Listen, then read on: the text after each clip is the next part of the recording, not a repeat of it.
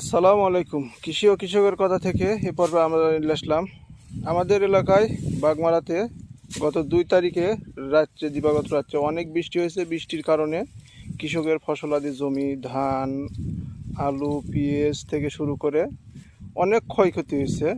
আমার এমদাদুল ভাই দেখি এখানে তার জমিনে ধান কাটা রাখছিল, ধান টেকা গেছে।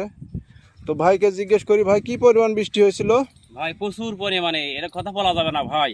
তাহলে এতে কি কেমন কৃষকের ক্ষয়ক্ষতি মনে হচ্ছে? ক্ষয়ক্ষতি বলতে যে দেখতে পাচ্ছেন ভাই, আমার অর্ধেক মানে কাটা হয়েছে কিছু ধান, আর কি একটু কাটবো, কিন্তু এই অবস্থায় পানি আসে, এই যে অবস্থা, ধান টেকা গেছে। এখন এই অবস্থায় তুলে আরো ক্ষতি হয়ে যাবে। তাই এই অবস্থায় এই আটিগুনা মান দিয়ে বাসায় নিয়ে যেতে হবে ভাই।